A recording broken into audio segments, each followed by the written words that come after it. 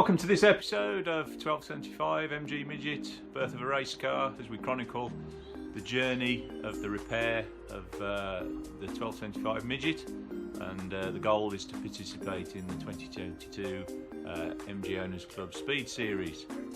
In this episode we're going to have a look at fitting the inner and outer sill.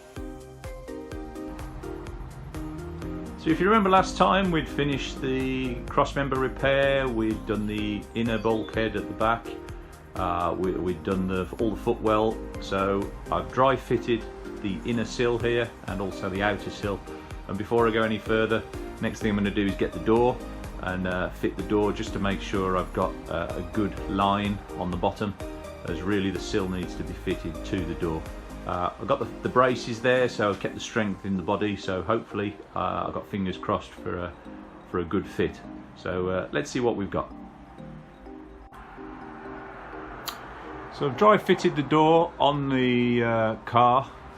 It's only loose on the hinges, but what I'm looking to do is just establish that while being flush up here, up at the top, I've got an equal panel gap down the side, an equal panel gap down the A post, and if I look equally, I've got a nice equal gap along at the bottom of the sill. The door isn't fitted perfectly, it's resting on the cross braces at the moment, but that's given me the confidence that the door will sit squarely in the position that I've got the sill clamped in place. So there is, when you fit the outer sill, there is some adjustment that you can make up and down, so it's not the be all and end all. But what it does is it gives me the confidence to know that the inner sill is in the right place where I know it is. So based on that, I'm going to go ahead and prepare the inner sill.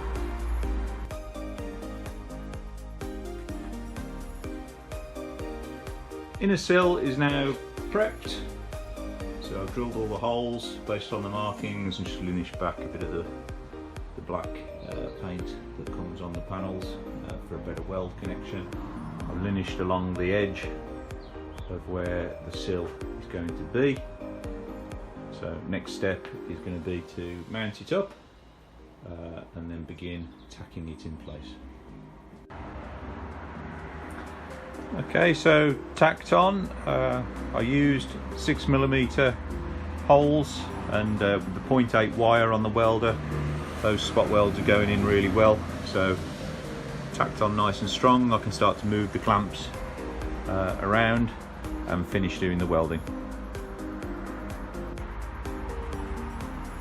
All welded up, so all that's left to do on the inner sill is to linish back the welds, otherwise the outer sill will sit proud.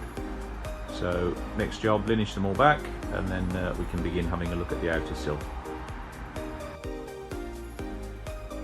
Inner sill all linished back with a quick coat of primer for protection. Now I'm going to fit up the outer sill and check again with the door. So I've dry fitted the outer sill now, clamped that into place, and what I've done is adjusted it based on the door. I've refitted the door, and what I've gone for is a consistent panel gap along the bottom here. It's not going to win any prizes in concourse competitions, it's probably somewhere between 2 and 3 mil. But the important thing is it's consistent, so I've got that consistent gap, and the top of the door is flush here, and I've got a consistent gap down the A post as well. So at least when it's all fitted, it'll close nicely, it'll be flush, and you'll get consistent panel gaps along the bottom, and that's what's important. So I've marked it up. I've just used a permanent pen just to mark up where it fits. So now I'm ready to take the outer sill off and prep it ready for final fitment. So while offering up the outer sill, I realised that actually I needed to fit this piece first before the outer sill would go on, otherwise I wouldn't be able to get it in. So what I've done quickly is prepared that, fitted that in place, and then linished back the welds so that the inner back end support can fit up against that nice and flush. So I'm just going to put some seam sealer around that, give it a quick coat of paint, and then it'll be back onto the outer sill. The outer sill's all prepped, and I've taken some time just to mount up the end pieces. So, and what I've done is I've pre-mounted those and drilled the holes in them as well. So you can see I've put spot weld holes 6mm all the way down, and then I've fitted and pre-welded in already the end piece here, and that way then when it goes on I know that I've got my width right. It's just a case of getting the height, and I've got my markings on the bodywork for that. So I'm going to fit that up and tack it in place. All the spot welds done. So what I've done is gone along each side, taking my time, let the metal cool down,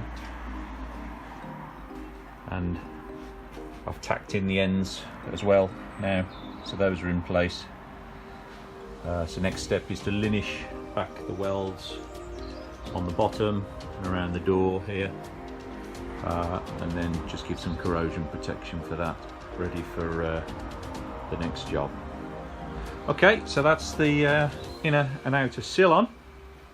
So looking forward to seeing you on the next job.